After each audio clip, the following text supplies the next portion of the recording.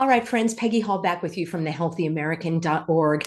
And if you're just joining me, I am streaming live. It's actually July 16th, 2025. And so many of you are asking me to cover the Texas floods. And let me just tell you, actually, I have posed a question in the title of this video.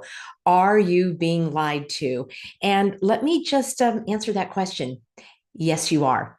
Now, that's going to be a hard truth for some people to swallow, especially kind hearted, compassionate people that could never imagine that the media would lie to them. So I do hate to break it to you, but you're being lied to from many directions. And I'm going to give you a checklist in this video where you can take some of the very common calling cards, some of the traits. That's why I'm calling it a checklist. You can literally go through the checklist and you can apply it to so many of these events that are being splashed all over the headlines.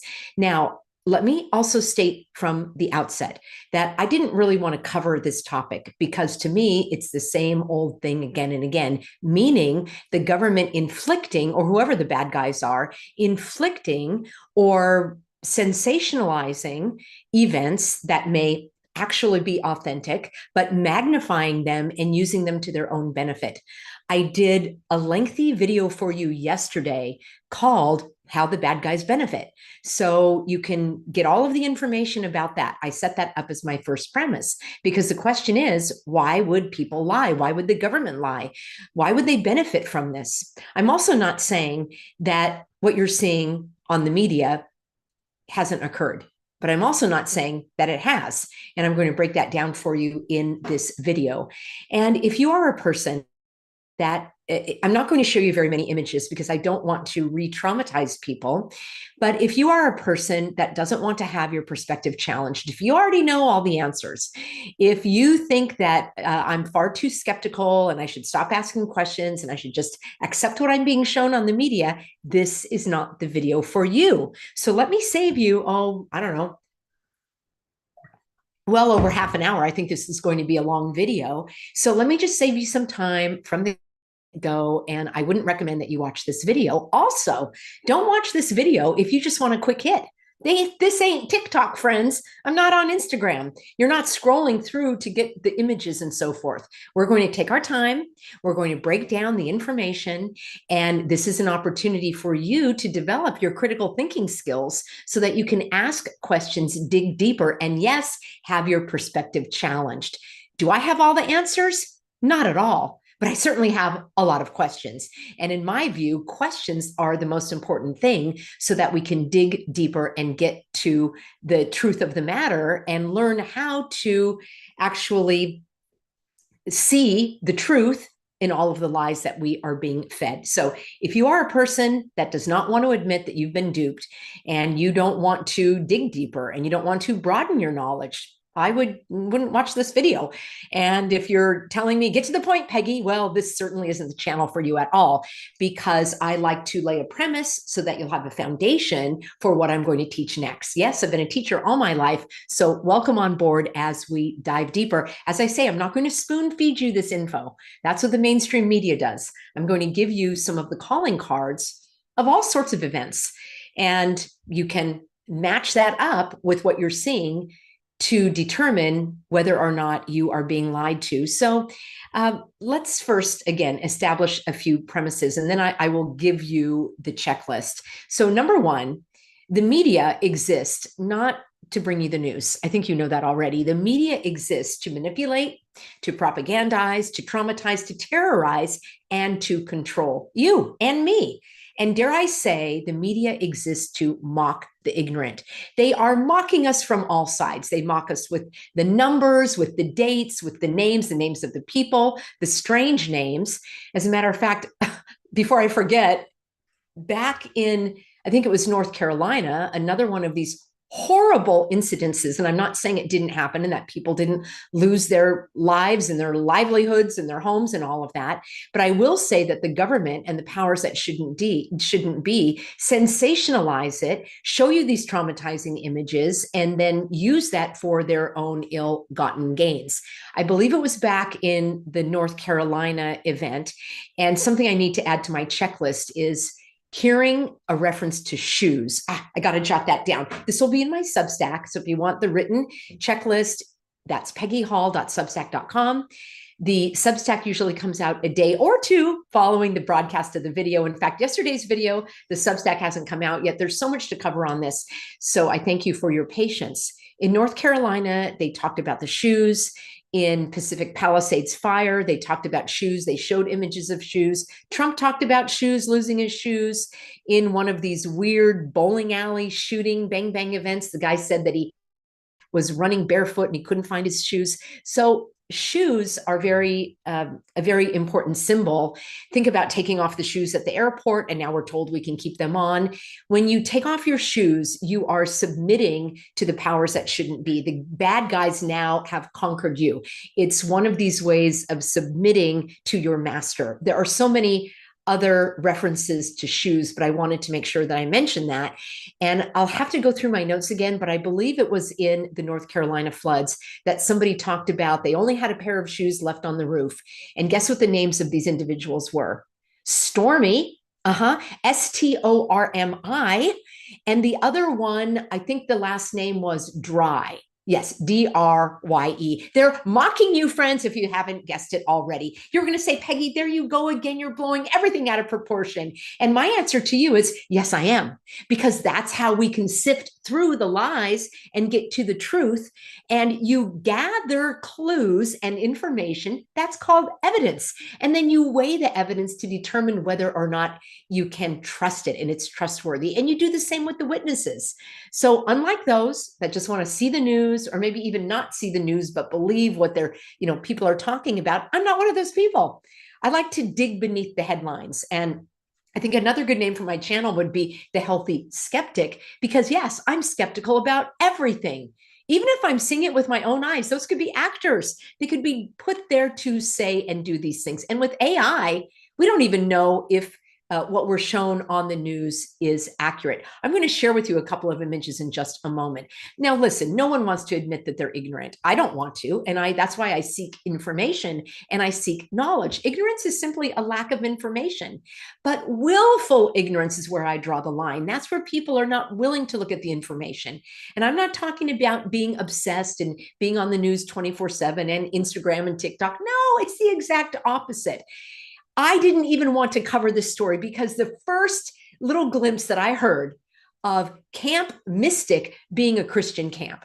All right, friends, anyone who is a Christian knows that mysticism is it's anathema to Christianity. It's the exact opposite of Christianity. And when I heard that there were 27 victims, my heart goes out to them. If that is actually the case, I'm hoping that it isn't. That number also got my curiosity because 27, 7 and 2 is 9.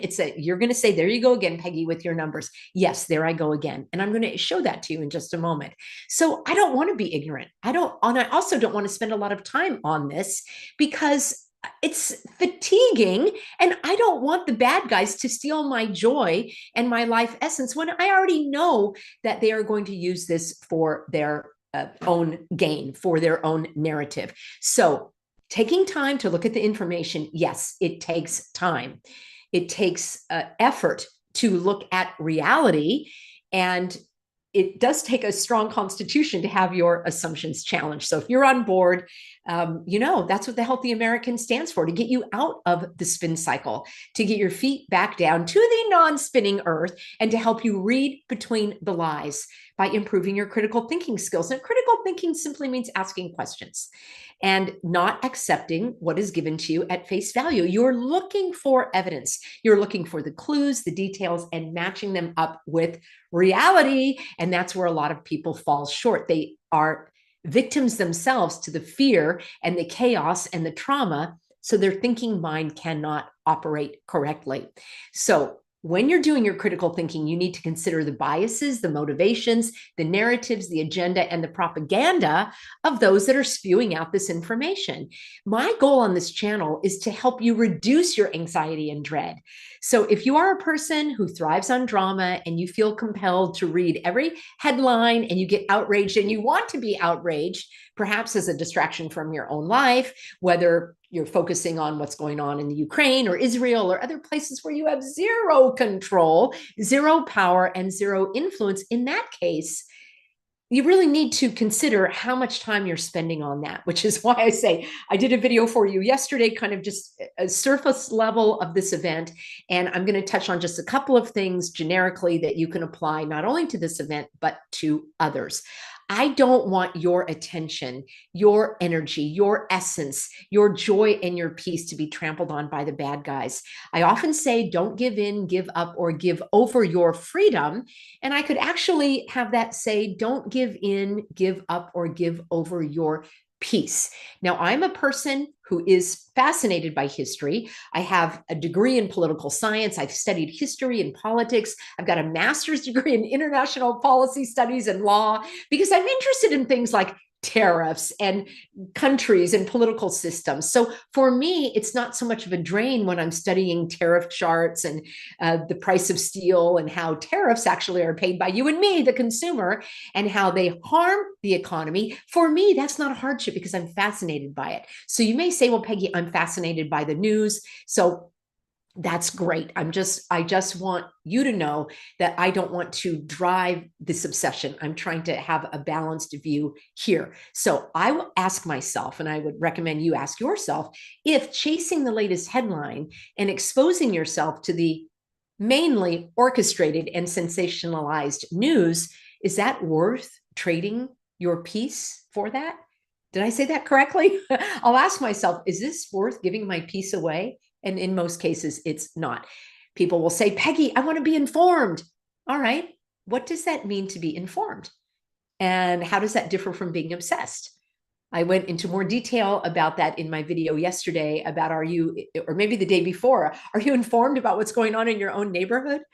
Are you taking time with your friends and neighbors and family members, or are you giving it all away out there? So I recommend setting reasonable boundaries. As I say, this video will probably be a little longer because there's so many things I want to go through, but I don't recommend more than an hour or so consuming the headlines. I think that's enough, especially when you know that the headlines are designed to manipulate, traumatize, terrorize, propagandize, and definitely control you, all the while shaping the narrative to suit their own agenda. People say, Peggy, you're describing the Hegelian dialectic, which is problem, how does it go? Problem and solution. Help me out here, friends. There's a problem in the solution that they want you to. Problem, chaos, and solution, I guess it is. And that's exactly what we are saying.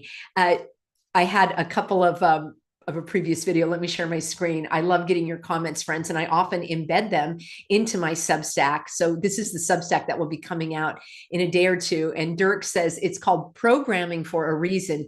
Tell-a-vision. Nefarious says Hell-a-vision is what I coined it. And Kathy and Swiss are both saying tell-lie-vision. It's basically a lie.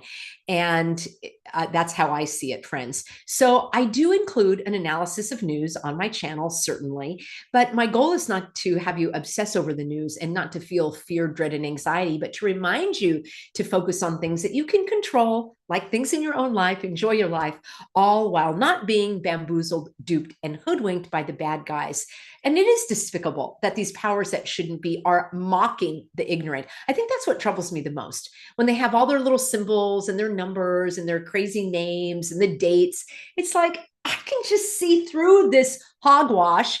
And I know that many of you can as well. Now, one thing they do is they leave their calling cards, and that's what I'm going to refer to it in their orchestrated events. This is how they can signal to others in the know that this is indeed something that they are in on. Now, when we're talking about weather, and yes, there are authentic events, there are storms, there are hurricanes, there's thunder, there's lightning, there's drought, there's flood. But you know and I know that the weather can be manipulated. And if you don't know that, please watch my channel that has a playlist with probably well over a dozen videos all about weather manipulation. There are thousands of patents that you can do an internet search on and see the patents for weather manipulation. It's been going on probably for a century, if not longer. So there are things that do occur, and there are other events that are magnified and manipulated and used for the nefarious agenda of the New World Disorder, as I call it. Then there are events that probably never did happen, that are likely done through the magic of AI, and they're not authentic at all. No one was hurt, or at least not to the extent that we're shown. I'm not saying the weather events, because there are people on the ground, but some of the other events that happened in some far-flung areas where none of us can actually be there to validate and verify, it pretty much looks like AI. I'm going to show you a couple of images in just a moment. So unless I am there personally witnessing something with my own eyes, I actually don't know, and neither do you know, whether or not what we're being shown in the media is accurate. You could even witness a robbery or a shooting or a kidnapping, and it could still have been staged with actors. So we don't know that these things are accurate or verifiable or authentic. So let me share this with you by way of explaining. You've probably seen some of these clips where the weather reporters are standing in what looks like waist-high water, or they're trying to keep their bearings in the wind. Let me share this with you. It's too good not to show. I told you this was going to be a long video. All right, let me share my screen. Here we go. So this is from the Weather Channel. Is it going to play? All right. I'll have to have this in my Substack. These guys are walking by normally, and this guy's pretending that he's getting blown over by the wind, and these guys behind him are just fine. Anderson Cooper, do I have this for you? I guess it's an image. Anderson Cooper also was standing in waist deep water, and this guy's standing in ankle deep water, and there were other people, I guess, rowing by in a boat. And Anderson Cooper goes on to say that I can't believe people were questioning whether or not I was faking this, and he never admitted that he was, and he obviously was. So this happens again and again and again. You know, back in the day, I actually liked to track the weather, and here or there, you know, I'd be at the gym or getting my nails done, and the Weather Channel would be on, and I started to realize all it was doom and gloom, and really fear mongering, weather mongering, if you will, to try to make people more afraid of what was going to happen. And I would let me go on a little bit more, because I do have a couple of points. I think I'm trying to put them in order, but we know that we've also seen the green screens that the so-called war correspondents are using. It looks like there's a war going on behind them, and they're actually in the United States with the green screen behind them. I think a lot of what we're seeing is green screen. And don't get me started on the number of crisis actors that are paid to pretend that they were victims at these events, whether it was the Super Bowl, there was a parade going on. Oh my gosh, I can't even keep track of how many of these events have occurred. And the witnesses who are smiling and smirking and probably in the back of their mind thinking about the paycheck that they're going to get. And yes, don't forget that there are people that are paid to do this. There are actors who are willing to do anything for money. I wouldn't be surprised if there are criminals who are being told that they will have their sentence shortened if they participate in this. And hey, they're criminals, so they don't care about lying and cheating people, pretending that they were harmed. We all know about the GoFundMe accounts. I'm going to share that with you in just a moment, in terms of Corey Comparatori. Or yes, they spelled his name wrong, didn't they? Well, never mind. We never got an explanation for that. There are others, as I say, that might actually be in prison right now, and they're told that they have to participate in this, or they're given the option to do so. There are people who really believe in what they're told. They believe in climate change, and so they're happy to go on TV and talk about these horrible storms that were caused by climate change, because they believe in that. It's basically their religion. So there are people that will talk about gun control, and they'll show up and be paid for protesting against Israel or Palestine or what have you. Plenty of these are, we used to call them rent-a-cops, right? At the mall, these are rent an actor, rent a protester. You don't know, whether just by looking at something on the news, whether or not this is sincere. So we need to look at the clues. Think of yourself as an investigator, a detective, and you need to take all the information, weigh the information, match it up against reality. And I'm going to give you this checklist so that you won't be bamboozled, duped, and hoodwinked.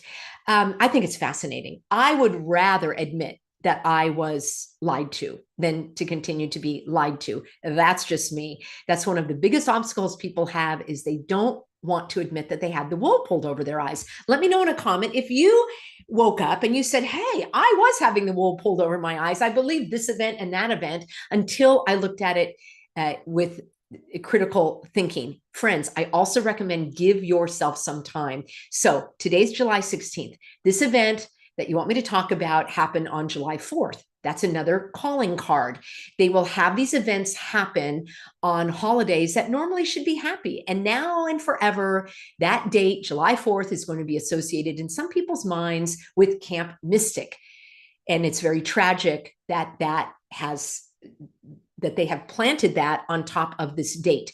Other names and things that have been trampled on, such as campfire in California. They named one of the natural fires the campfire. Well, when I was a child, I did go away to camp. Well, really, not really a child, but when I was a young teen, I went away to camp, and even camping with my family. And you had songs around the campfire and you made s'mores, and the campfire was a happy time for many people. Now they've slapped on this horrendous, unfathomable event on top of a phrase like campfire. So now that has been tainted.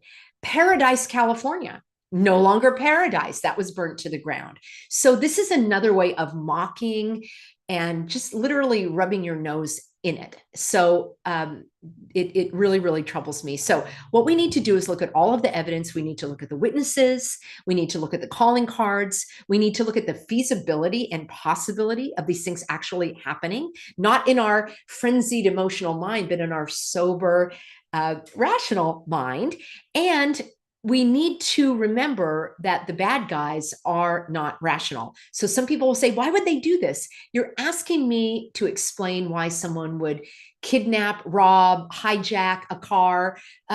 They're not normal, all right? These are psychopaths. So there's not always an answer for why they do this. But we do know that the trauma and the terror is a big part of it. So number one, I may have mentioned this earlier, weather manipulation exists when we're looking at what happened in Texas. Now, there were people that came out to say, yes, I was a part of the cloud seeding. I don't even know if that's a misdirection. As I say, I'm not even going to give my life essence too much to this. I've taught you on this channel for several years about being critical thinkers. So you can take some of the premises that I'm going to share with you and apply them to what you're seeing. So many YouTubers have covered the enormity of weather manipulation. It is out there. I've got dozens of videos on my channel, so we can establish the fact that weather was manipulated. Is God more powerful than the weather manipulators? Absolutely. Would God allow something to occur? Yes, he has given us free will, hasn't he? If you're a Bible believing Christian, that likely is one of your doctrines, that we have free will and there is evil in the world and evil will be perpetrated, whether or not God can calm the storms.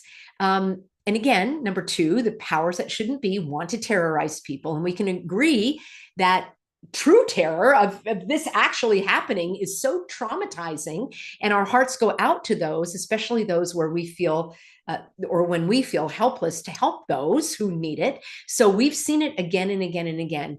There have been fires, natural fires, intentional fires, droughts, hurricanes that haven't been seen before, tornadoes in numbers that were never seen. So they're using this for their climate change narrative. So again, I just did that video about how the bad guys benefit. So they're mentally ill and we can't always know their evil ways. But here is the checklist for you to check reality against the scripted reality. Why did I just spend 20 minutes giving you that lead in? Because the checklist wouldn't make sense to those who just want to dismiss it without understanding the premise. So here we go. When you're looking at an event, the calling cards, number one, dates and times are often repeated, and they often match numbers that are important to the evildoers. So remember 9/11, 9/11. Other numbers that they like include 6 and variations such as 23, because 2 times 3 is 6, or 15. You reduce that down and that comes out to 6. They especially love 3 6s in a row. So they'll mention that something happened at 6 o'clock and there were 6 inches of flood water and 6 people were being rescued. That could be sincere, but I am going to tuck that clue away to see if the preponderance of evidence is showing that this is an orchestrated event. They also love nines because nine is like an inverted six. And another favorite calling card is the number 33, because 33 is the high level of masonry. And if you're not familiar with Freemasons, I recommend that you do some search, an internet search, or go on YouTube. There are plenty of people that have broken down this secret society that unfortunately a lot of the bad guys are a part of. And 33 is an important number to them. And we also see 13 pop up again and again. Now, stranger than the actual number, because you may say, Peggy, that's ridiculous. It's just a coincidence. Fine. Stranger still is the story surrounding it. Like someone actually remembers, oh, I left my home at 6:33. Like you're going to know that you're running out the door in a catastrophe and you look at your clock and it just happened to say 6:33. This is what's strange to me. It's not the number. It's that the people are going to remember it and that it's being reported in the news as if it's something important. That to me is the bigger picture that makes me go, that just doesn't add up. It's reported for no logical reason. The second thing on my checklist is the conflicting stories. Confusion keeps people engaged and it hijacks the rational mind because you're trying to figure out, did they say, how many people was it? What did it happen? Wait, where were the staging areas? Were they rescued? How? Your mind is being carried off. So you're not able to see the bamboozle. Confusion keeps you confused, and it is probably the most powerful tool of the enemy that there is. So the conflicting stories, and you never get the right answer. The other thing that always troubles me is how were these TV cameras on the scene? And they were staged so perfectly. Where were they? How did they get that picture? Who took that picture? Why don't we know the name of the person? And if we're ever told the name of the person, it's a strange one like Money Maker. Yeah, I'm sure that's a name they like and would never have changed. I mean, you just can't make this stuff up. How did the camera person know to be there? And how is that cameraman not at risk or a threat of danger like the other people were? How can this footage be verified? How do we know it was not taken at an earlier date? Stick with me. I'm going to share with you some footage that looks pretty much the same as what happened like nearly 40 years ago at a flood in the same area of Texas. Yeah. How do you like them apples? How do we know that this footage wasn't created by AI? And for heaven's sakes, why is the footage so grainy and horrible? I'm going to show you some pictures that we can see the sun and we can see Jupiter, but we can't see somebody 10 or 20 feet from us. It doesn't make sense. Well, the flip side of all of this TV coverage, how is there no like on the ground cell phone footage from people who actually were there in this day and age where people are filming themselves cleaning their bathrooms? Oh yeah, there's all sorts of videos on YouTube of people cleaning their homes, of putting on makeup as they're talking. They're videotaping themselves. They're publishing it on social media. They're showing you what they ate for breakfast, lunch, and dinner, but they don't have a picture of this horrible event, or it looks like a staged piece of footage. So there's very little verifiable first person cell footage. The names of the characters here. Here's another part on my checklist. The names of the characters are strange. I told you about Stormy and Dry in the North Carolina. I'm sure there are more. As I say, that was just the surface level. I saw it. I'm like, bingo, I know something is not adding up here. I don't really need to spend the rest of my day looking at all of that because that already was a huge red flag. You know what a red flag is, right? Please leave a comment if you can describe what that is. People want to ignore the red flags. So the names of the camp managers and owners, Dick and Tweety. How many of you know somebody named Tweety? Yeah, it's a really common nickname, isn't it? And then there are, in this event and others, the AI generated names and faces, where the faces look so creepy and like they resemble each other. The names will have a strange repeating sequence. And I'm just going to share this with you. This is going to come out on my Substack. So there's a lot of inconsistencies with how the names are spelled. Remember back in the day, there was that, oh my gosh, that Pfizer brouhaha where the guy Jordan, Tristan, and it was spelled a million different ways. Part of the confusion, part of the script.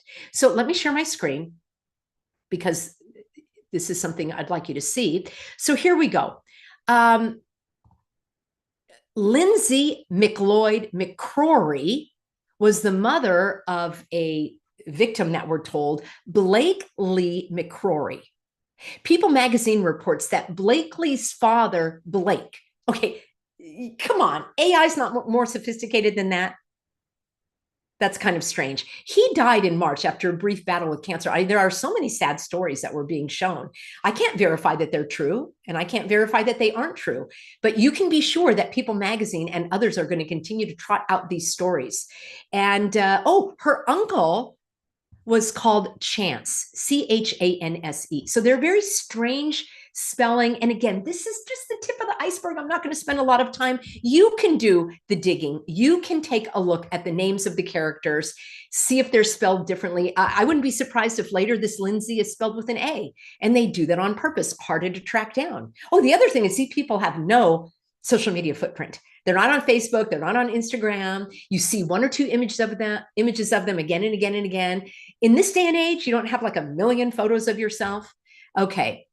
Don't forget Corey Campera Tori. You guys didn't like it when I kind of poked fun at the name. And my heart goes out, as I say, to anyone that was sincerely injured in the making of these movies. I mean, it's horrible. And only on his fire department jacket, his name was misspelled. Comperator, with no A between the R and the T. And apparently, and look at, there's a little bonus, 27, which equals 9. And how sad that there were 27 children that perished in that story that we're told. That 27 pops up a lot, friends. And Trump didn't say anything about the misspelling. In fact, no one was ever given an explanation as to why that had a misspelling. Confusion, misdirection, and mocking you. All right. The last names of parents in these stories are often different. Like that woman had 2 last names. There are people that have 2 last names. I know that even in certain cultures, you have 3 or 4 last names. But sometimes they have a completely different last name, and no explanation is ever given. Often, we don't even hear from the actual direct family. We hear from relatives or friends, like a neighbor or an aunt or a grandparent. That other weird story, again, I didn't even cover it because I could see right through it. That round-faced little boy girl that was defending himself, and it was the grandmother that should actually look like grandpa. Like, where were the parents? Like, why was grandpa in the courtroom? I think you know who I'm talking about. All right. There are so many heart-wrenching stories of the victims, and Lord forgive me if they're true. I hope that they aren't. I emphasize that these are unbelievable because they can't be believed. In fact, they shouldn't be believed, some of that. We see this again and again with these orchestrated events. Someone was just engaged, or they were about to have a baby, or they wrote a letter to a loved one, or they just happened not to be there that day. Could these things happen? Of course they could. To the extent that we're being told, to the heart-wrenching. Let me show you this one here. Yeah, here's another one. Okay. Usually it has to do with children and animals. Here's another one. Survivors of the Texas flood tragedy include family of 33. They had to put that story in, not 32, not 31. Yeah, many of us have families of 33. A woman and her dogs. More stories of resilience, that perfect New World Disorder ward. Now, I didn't even take the time to watch this, but you can do so if you want. What does her shirt say? Ursus. I also look at the logos. I look at the shirts. I look at the colors. I can't make out what's on his hat. But why did they share this number? Why did they share this story? To me, and maybe to you, because you're a person of discernment, you realize like that's another calling card. Why would they use the number 33? Out of all the stories they could share, that is pretty weird. So all the heart-wrenching stories, how did the media get a hold of these stories? You're telling me that a victim in their greatest time of grief and anguish and soul-wrenching despair, they're so distraught that they're going to call up the media and offer their story and show up dry-eyed and chipper? Doesn't add up to me, friends. All right. You have to look for these unbelievable stories. Now, here I gave you, or I'm going to give you, a couple of other references where you can read, because people did a lot of good work connecting the clots, as I say. And this happened to be with this brand new rescue swimmer, lifeguard that was put in charge of the rescue. Now, what we're going to do is actually watch this one together. And let's see if let me cue it up for you, because this was quite strange to me. It's just a couple of minutes, and let me get this going. Okay, share my screen. Let me know if you saw this. And it's kind of like one of the other stories where the first responder looks like he came out of central casting. In other words, many people would find the individual attractive, and you're like, oh, and you're kind of mesmerized by the appearance. And you're like, wow, this is an American hero. And I also want you to look at this footage, because I'm going to show you some footage from 1987. And we're going to take a look at that in just a moment. But let's watch this first. Here we go. Got on scene, boots on the ground, Camp Mystic. Kind of discovered. Let me make sure I don't have it too fast. I have it normal speed. Okay. The Coast Guard rescue swimmer describes his rescue operation at Camp Mystic. Look at the quality of the photos. Let's start again. I got on scene, boots on the ground at Camp Mystic. Kind of discovered I was the only person there as far as like first responders go. So yeah, I had about 200 kids mostly. Is it just me, or does that picture look weird? Does that look weird? The reason I say it's weird is because, let's take a look here. So this brand new rescue swimmer, Coast Guard, was put in charge of the rescue. He's only been qualified for 6 months.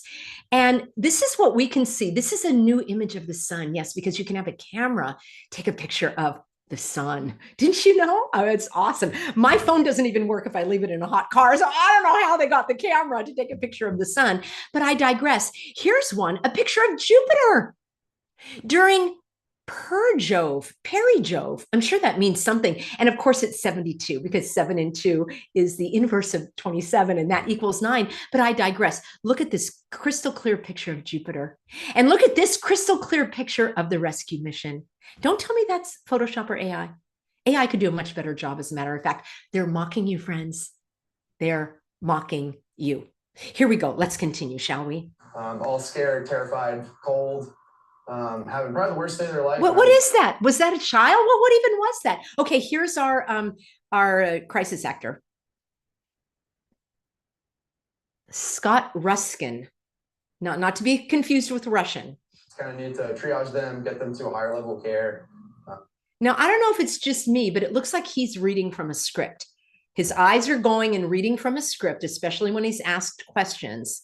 And it might just be me, but he seems a little too chipper in his delivery of the lines. And get him off the flood zone with a lot of the US-60 Army helicopters. Talk about how that works. You got 165, close to 200 kids there. How do you get them out? Just one by one? Yeah, sir. It's a great question. So the United States Army National Guard was landing their 60s with Task Force 1. He's not even answering the question. He's reading off the script. I know you can see it. Some of their rescue swimmers, and they were able to land. We kind of came up with 2 different landing zones. There's one off an archery field and then one at a soccer field. So yeah, we were able to kind of land those 60s in there. And then I was kind of the main guy as far as like grabbing people, usually like 15 to 10 kids at a time. Usually. That's a weird word to use. Maybe one adult with them, and bringing them over to those 60s and getting them to a different LZ that was kind of safe and had more first responders than just myself up. And then he's using things that we wouldn't understand, like 60s. I guess the LZ is the landing zone, but it's just a little too polished for my liking. There. Had you ever done this before? No, this is my first one. I haven't had any cases before. I've been a rescue swimmer for about a year, fully trained for about 6 months.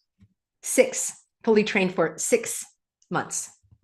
So yeah, this is my first experience, but I really just kind of relied on the training we get. Coast Guard rescue swimmers get some of the highest level. That's where it looks like he's reading right here. Training in the world. So really just kind of relied on that, and that, just knowing that any of the rescue swimmers in the Coast Guard would have done the exact same, if not better than me. So training is one thing, but this is the real deal. Yeah, this is definitely the real deal. But I just remembered that, when I got on scene, there was 200 kids looking to someone for some sort of comfort and safety. They don't really know what my experience is or my rank or my age. They just know, hey, this guy's a professional and he's here to help us, and I kind of have to live up to that standard. But yeah, the real heroes, I think, were the kids on the ground. Like those guys are heroic, and they were dealing with some of the worst times of their lives, and they were staying strong, and that helped inspire me to. I guess we need Texas Strong t-shirts too. Yeah, we need that. So how is it that, well, let's do this. So we looked at that footage. Let's take a look at this now, shall we? This is from a Healthy American sent me this.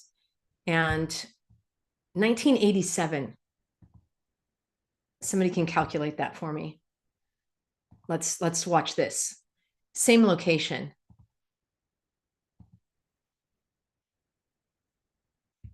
Here we go. In Texas happened 30 years ago? Oops. You see, I do double speed. Okay, let's go back. Did this same exact flood in Texas happen 30 years ago in the same exact river? And did a Christian summer camp full of girls also go missing back then? Good evening. It was a nightmare in broad daylight in South Texas today when a bus and a van carrying campers were caught in high waters en route to a rafting expedition. 43 people tried to reach high ground. They were swept away, most of them teenagers, and 33 have been 33. I guess I could have predicted that. Rescued. NBC Jane Peterson reports from Comfort, Texas, which is just south of San Antonio. Rescue efforts began almost immediately. Is it just me, or does that look like the footage we just saw? To save the teenagers. Okay. I'm doing this live, friends. Let's go back and look at this other one. Let's go back.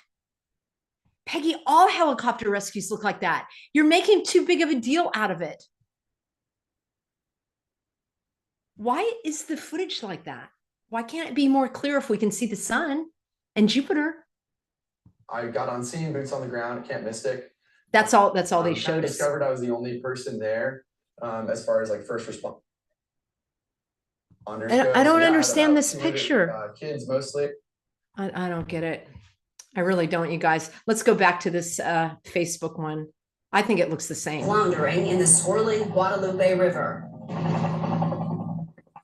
Helicopters pulled some of the teenagers from trees. Most of the victims hung on and reached safe ground. Hard to get to the trees. So what's the next step?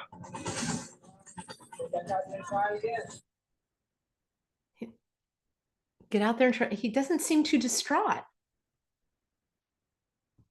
The teenagers were being evacuated from Camp Pot of Gold, a Baptist church camp. Well, it was not Camp Mystic. It was Camp Pot of Gold. Yeah. Note to self, don't send your children to a camp in Texas in the flood zone. Storm.